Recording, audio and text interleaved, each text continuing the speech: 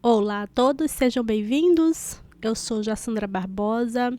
Quero agradecer à Escola Freudiana de Vitória pelo convite de estar aqui batendo um papo com vocês hoje sobre os vínculos epistemofílicos e os déficits de aprendizagem no Congresso Internacional Online de Psicanálise. É um enorme prazer vir aqui representar a psicopedagogia como psicopedagoga, também como presidente do Sindicato de Psicopedagogia. Sou terapeuta da aprendizagem, com formações em algumas áreas como educação especial, neuropsicopedagogia e também, somos empresários no ramo educacional e temos algumas contribuições nestas áreas, que se interfacem. Quero dizer a você que é um enorme prazer, estarmos neste momento conversando e trazendo para vocês um conhecimento de como que nós da psicopedagogia utilizamos o conhecimento da psicanálise para a nossa própria atuação. Então, hoje aqui é apenas um bate-papo e vou falar um pouquinho como fazer algumas reflexões sobre o processo de ensino-aprendizagem, sobre a patologização do ensino e aí introduzir o tema que estamos aqui para discutir, que são os vínculos epistemofílicos, e mostrarmos como o psicopedagogo se utiliza de algum instrumento para que no processo de avaliação a gente possa estar identificando os obstáculos que são gerados por esses vínculos. E o objetivo central é mostrar que todo esse processo desses vínculos, eles podem ser mediados e podem ser compreendidos à luz da psicanálise. Então, deixo para vocês aí um forte abraço e espero que esta contribuição possa ser, esta palestra, este bate-papo, possa contribuir para a sua formação profissional, para o seu conhecimento sobre este conteúdo. Vamos começar aí. Quero começar fazendo algumas reflexões antes de falar o que são os bloqueios, o que são os vínculos e os bloqueios gerados por esses vínculos.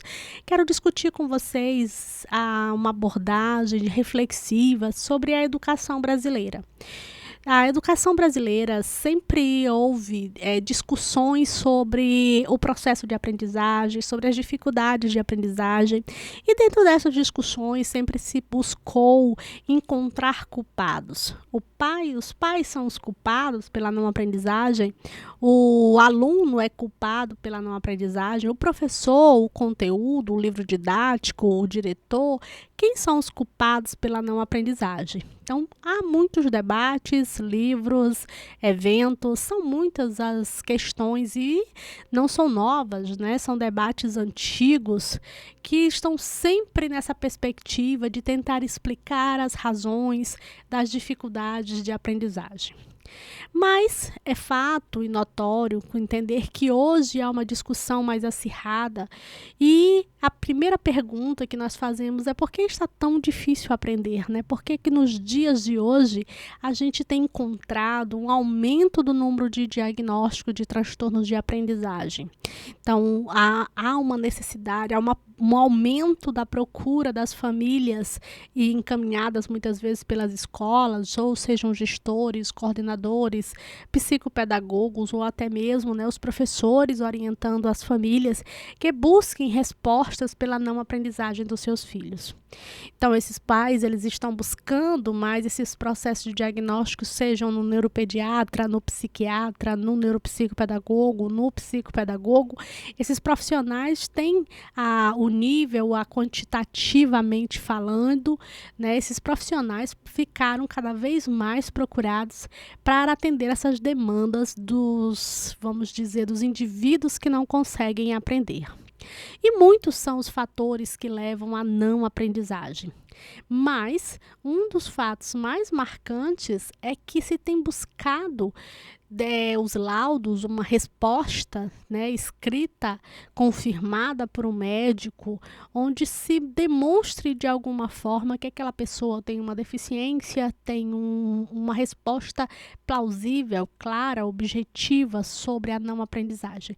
Seja dizer que não aprende porque tem uma deficiência, ou porque tem um transtorno, ou porque tem uma síndrome, ou porque tem um nome. Os pais buscam muito um nome aprender, né? Por que essa criança não aprende? Porque ela não aprendeu a ler, porque ela não aprendeu a escrever, porque ela não aprendeu a pintar, porque ela não aprendeu a cantar, porque ela não aprendeu o conteúdo, porque ela está passando de ano e não está aprendendo. Por que que ela mudou de escola, mudei de material escolar, mudei de professora, mudei de sala, mas ela continua não aprendendo. A não aprendizagem faz parte do processo e sempre houve pessoas com dificuldade de aprendizagem. Mas, nos últimos anos, a educação brasileira tem encontrado muitos conflitos, encontradas muitas dificuldades no seu geral econômica, estrutural, sociológica, né, e metodológica, né. O Brasil está sempre mudando as suas perspectivas de interpretação educacional, seguindo tendências, muitas vezes, né, internacionais e que não condizem com as realidades e a diversidade do nosso país. Mas há algo preocupante, principalmente quando falamos sobre educação infantil e falamos dos primeiros anos de ensino fundamental. Algo que preocupa, algo que é sorrateiro, mas ao mesmo tempo alarmante. O número de crianças de entre 5 e 9 anos com dificuldades no processo de leitura e matemática, que, consequentemente, vão trazer resultados em geografia, em história, em ciência e as demais disciplinas. O número de crianças que não conseguem fazer uma boa interpretação, redação, né, uma leitura com uma boa dicção, uma leitura expressiva, uma leitura com uma escrita com ortografia e por aí vai. Nós temos inúmeros e inúmeros casos, né, de crianças que vão sendo passadas de ano mesmo sem obter resultados positivos no seu desenvolvimento. A gente tem problemas, né, da reprovação escolar no Brasil ainda é muito questionada, ainda é muito discutida, porque os modelos atuais que nós temos não são favoráveis, não são eficientes o suficiente, né, não mostram resultados de aprendizagem, a avaliação no nosso processo de avaliação ainda é ineficiente. E o que temos é que os alunos fazem provas, possuem notas aprovativas, mas isso não reflete a verdade, né? O que não significa que eles aprenderam o conteúdo. E mesmo aprendendo esse conteúdo, não significa que mais à frente eles lembrarão desse conteúdo ou que utilizarão esse conteúdo no seu dia a dia. Então, ainda diante desses problemas, a gente tem outros problemas, como o número crescente de depressão e ansiedade infantil, isso vindo desde o ensino fundamental e sendo crítico na base dos adolescentes e causando, por exemplo, um dos grandes gargalos da educação brasileira, que é a evasão escolar, que é uma chaga, que é um grande problema, principalmente entre os adolescentes, seja escola pública, seja escola particular. A evasão escolar no ensino médio é muito preocupante. E mais ainda quando falamos do EJA, quando falamos do ensino superior. E fica mais agravante se levarmos para dados de pessoas com algum tipo de transtorno de aprendizagem, com deficiência, com síndromes, com espectros e por aí vai. Então, os índices de pessoas analfabetas ainda é assustador no nosso país, ao nível, a qualidade, a equidade, e são muitos os problemas educacionais. Então, dessa forma, a gente começa essa reflexão, né, tentando entender, né, os caminhos que levam à educação brasileira e as dificuldades de aprendizagem, mas principalmente tentando buscar um direcionamento.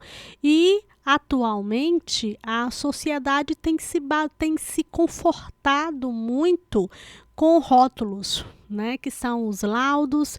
Essa criança não aprende porque ela é autista, essa criança não aprende porque ela é TDAH, ela não aprende porque ela é disléxia, ela não atende por A porque ela é A, porque ela é X, porque ela é Y. Então, se rotula o indivíduo porque ele é A ou B, e isso justifica a não aprendizagem. Então, esse processo é conhecido como um processo de patologização do ensino. Então, está se cada vez mais adoecendo, né, dando respostas e se torna confortante para ambos os lados. As famílias se confortam dizendo: não posso fazer mais do que isso porque ele tem uma deficiência ou tem um transtorno.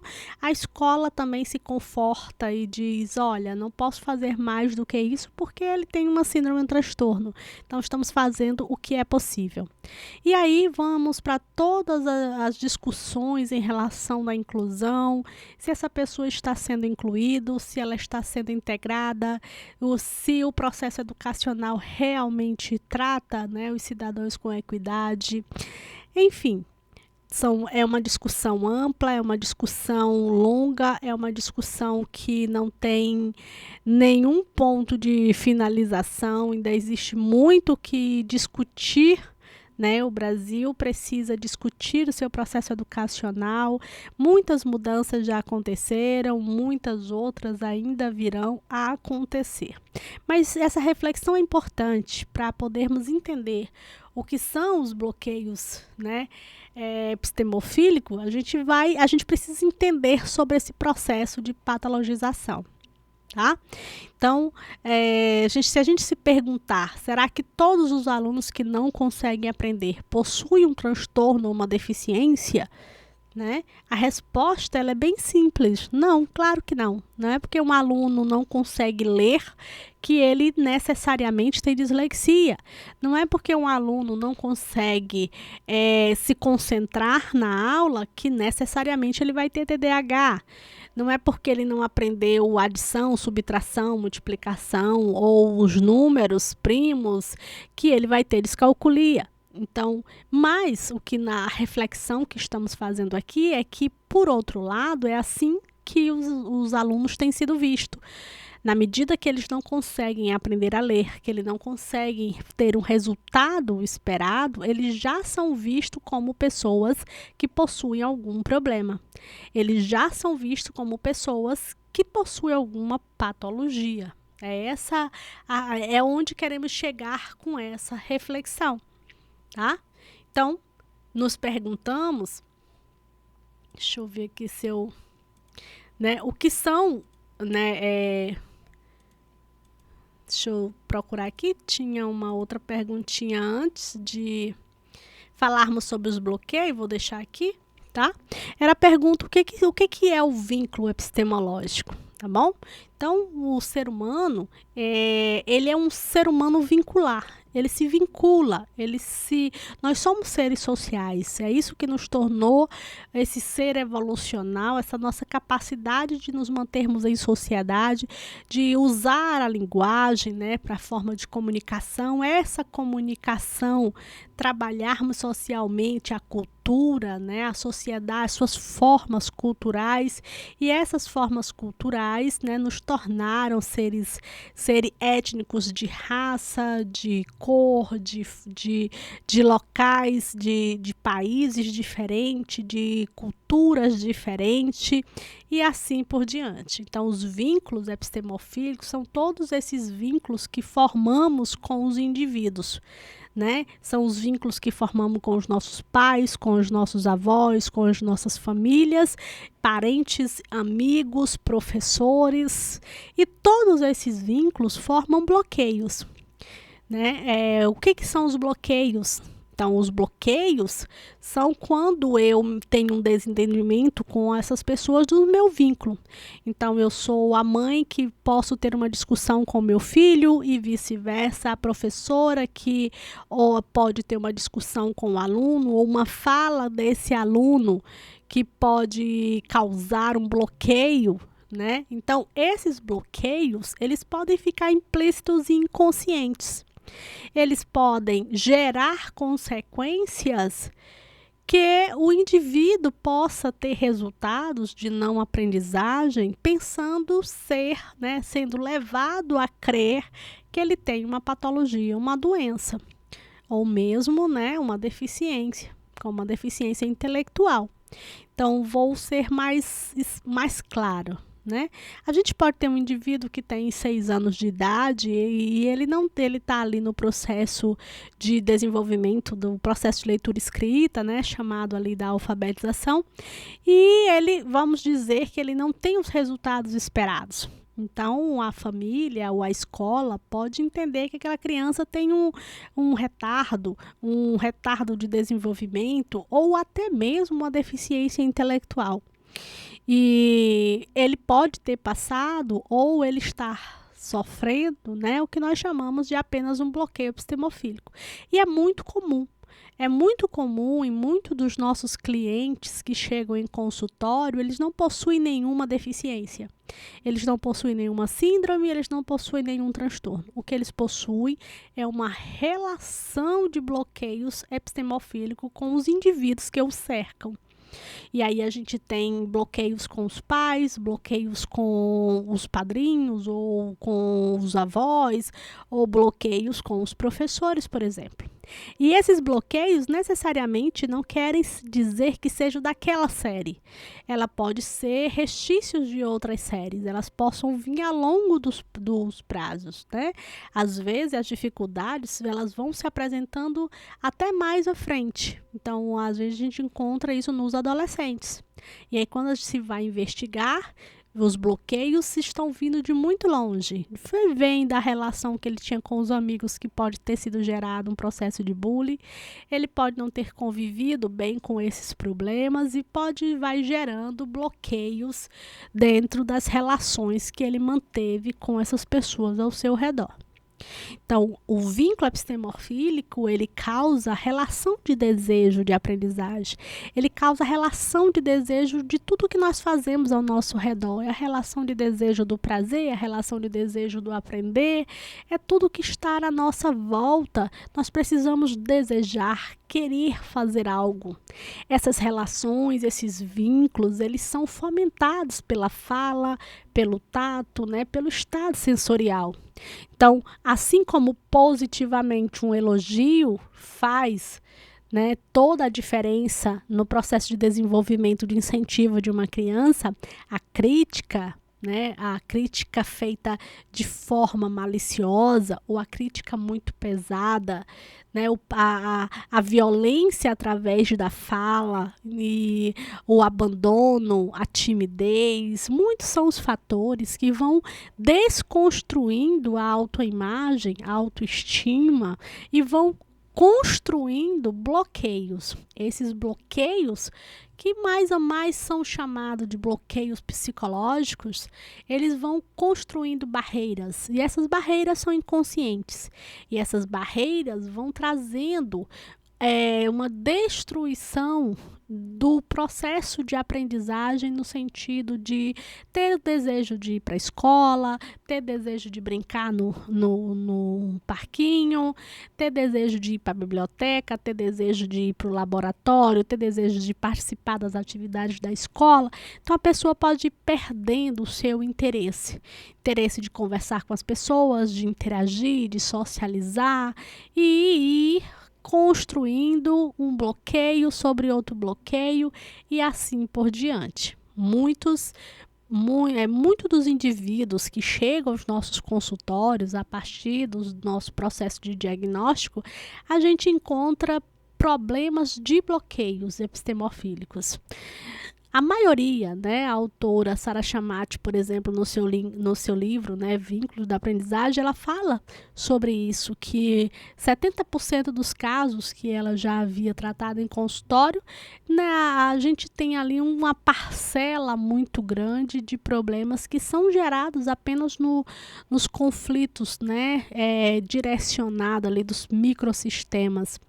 E esses problemas, obstáculos gerados, eles são muito intensos.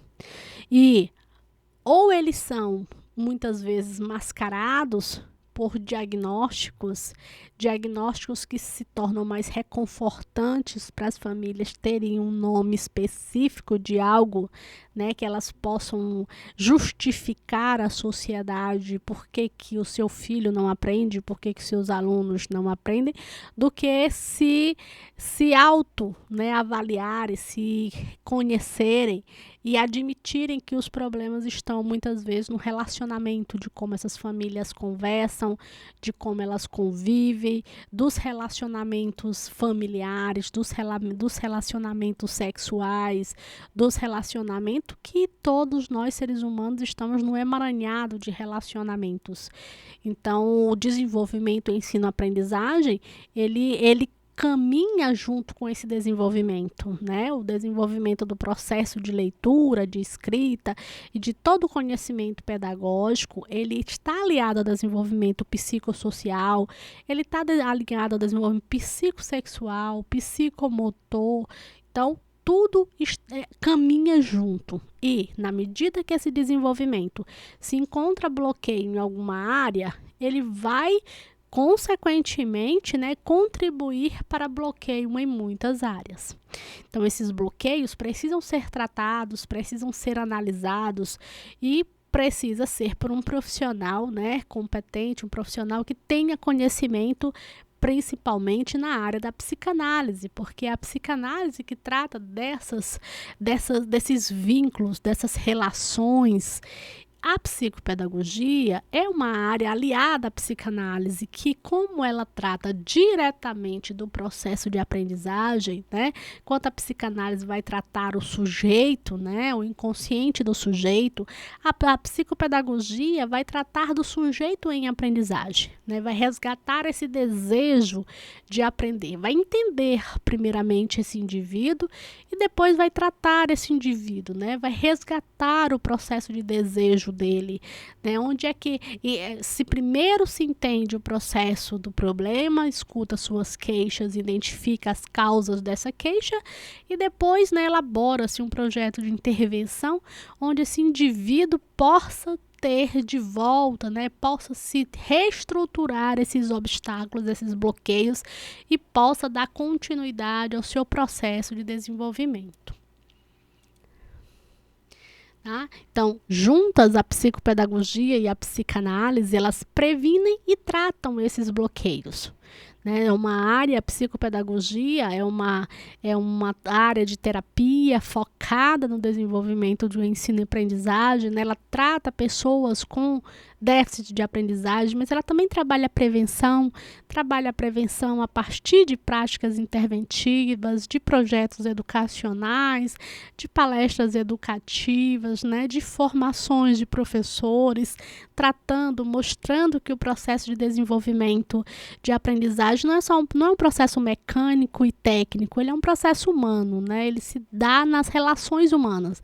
Não adianta um professor ele ser competente no sentido técnico, dele conhecer prática, dele conhecer metodologia, mas ele não ter uma empatia com os seus alunos, dele não ter preocupação no indivíduo, de olhar para o indivíduo aluno, saber o seu nome, onde ele mora, como ele está. Então, o psicopedagogo atua junto, né, aos professores na capacitação, atua junto também com a família, né, mostrando que o papel da família é importante, que para o aluno ter desejo de aprender, ele precisa que a família esteja junto, que a família também esteja preocupada, mas que a família esteja também intervindo, né, esteja agindo e às vezes resolvendo seus conflitos internos, né, onde os sujeitos ali, principalmente as crianças, ficam envolvidos dentro dos problemas familiares, sejam separações, brigas, problemas financeiros.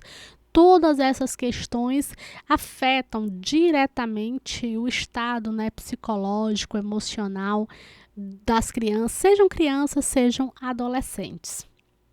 Então, dentro do trabalho do psicopedagogo, né, o psicopedagogo, ele pode, através dos testes projetivos, né, realizar esse processo de identificação. como é que o psicopedagogo faz isso e o que são os testes projetivos? Os testes projetivos são técnicas psicanalíticas, como também são técnicas psicológicas, né? Do reconhecimento, seja através de desenho, seja através do teatro, do fantoche, seja através, né, da fala, seja através de algum recurso onde o indivíduo se projete, né, projete o seu inconsciente, pode ser um brinquedo, uma caixa de areia, né? Existem muitas técnicas. Aqui eu trouxe para vocês, por exemplo, o desenho. Então, a partir dessa interpretação de como, onde, a forma, o formato, as cores, o que a pessoa desenhou, o que falta, o que excedeu, tudo que envolve o desenho, né, são chamados de técnicas projetivas, desenhos projetivos. Alguns são testes, a psicologia, existem alguns testes exclusivos, mas a psicopedagogia também se utiliza de algumas atividades, a psicanálise também se utiliza de algumas atividades para estar desvendando, né, interpretando essas questões, esses bloqueios epistemofílicos através da interpretação dos desenhos. A psicanálise se utiliza da interpretação dos sonhos, a psicanálise se utiliza também, né, da fala, da escuta terapêutica. O psicopedagogo também se utiliza dessas ferramentas, né?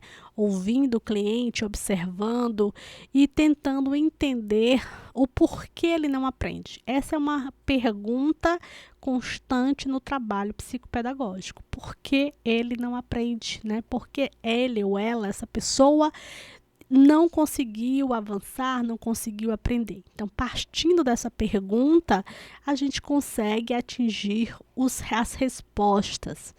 E se as respostas, né, nos levam a entender que essa pessoa não tem um transtorno, não tem uma deficiência, mas o que ela tem são bloqueios, vai se entender as causas desse bloqueio, de onde partiram, né? Quem foram os responsáveis por esse bloqueio? Depois de compreendido, então a gente passa a tratar, né? Como? Que projetos de intervenção? O que a escola? Qual a contribuição da escola? A escola, os professores, o material didático, né? A rede de apoio da escola. O que a escola pode fazer? Mas nós também temos a família. O que a família pode fazer para que esses bloqueios sejam tratados, para que haja uma intervenção junto a estes bloqueios? Também outros profissionais, né? Muitas vezes se precisa de uma outra equipe multidisciplinar para que esses bloqueios também sejam tratados.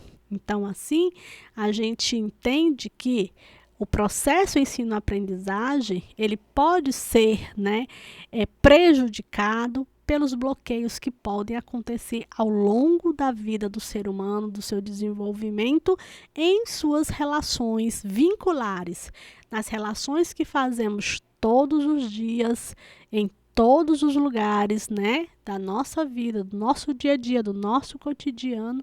Estamos numa rede de vínculos. Essa rede de vínculos, ela pode ser bom e pode ser ruim. Isso vai depender de como nos introduzimos socialmente, de como nos relacionamos socialmente uns com os outros. Esses vínculos, mesmo sendo algumas desses bloqueios sendo negativos, eles podem ser tratados, eles precisam ser tratados, né? Precisam também ser compreendidos. A família precisa compreender, né, que esses bloqueios não são bloqueios porque eu quero. A pessoa não quer aprender, só porque ouviu alguém falando que o seu desenho ficou feio, que a sua roupa está feia. Que bobagem, não liga para isso não.